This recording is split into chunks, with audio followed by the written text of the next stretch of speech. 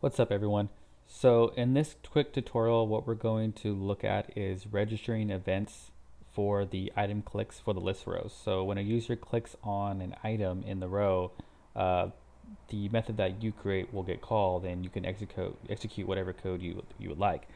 And the way that Xamarin does it is a little different from how Java does it, because Xamarin uses the .NET event handling to do it. So you would register to an event and subscribe that to a method, and then take that method and write whatever code you would like to do. So let me give you an example. So you would take your list view, and there's an item click event that gets called when the item is clicked, of course. And you can hit tab again, and Visual Studio will go ahead and uh, generate this method for you that gets called whenever the user clicks on an item in the list view. So we could do something like dot write line, and we can print out the first name of that clicked row. Um, so as you can see, like, it's really easy to wire up some events to handle it. Uh, Events and delegates are really handy. It's you avoid having to do like how it is in Java, just a set on click listener, new on click listener, and have to implement the interface and all that. You can do that, as well if you would like to. But this way, to me, once you get familiar with it, is a lot more clean. And also, you can do, just the same way you would do long click would be, and then you would register to a long click, which again, do whatever you like, but just for an example, do something like, that's when you want to print out the last name.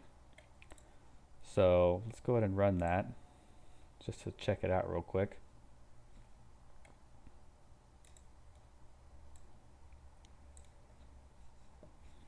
All right. So you see here at the bottom, whatever item I click on, it's printing out the first name. Let's go ahead and try a long click. All right, and when I long click, it'll print out the last name. So pretty simple, nothing really to it, just straightforward, but gives you a good example of how a lot of the events are handled in .NET using Xamarin. Really convenient, really clean way to do it. Um, Once you use it, for me, it's hard to go back. So uh, hope you enjoy that. Just the way, just for instance too, just the way you use the plus equals. What that's doing is basically just subscribing the method to this event, and the plus equals means that you can also unsubscribe. So if you wanted to, you'd be able to do minus equals,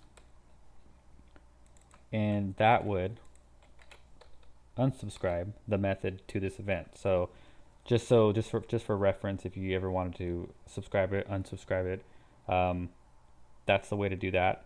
As well as you can subscribe more than one method to this event. So you can do item click 2, and we'll have, usually we can get Visual Studio to generate another one. So what this is doing, and then we can do second, we'll do something like second method, whatever. And what that is basically it's going to call this first one and print out the first name. And since it's also subscribed, this method is subscribed to this event, this method is also going to get called. So you can have more than one method subscribed to an event. And there's many cases to where that might be handy if you need to separate some code, or just any really many cases that we'll get into later on in the other tutorials. So thanks for watching. See you soon.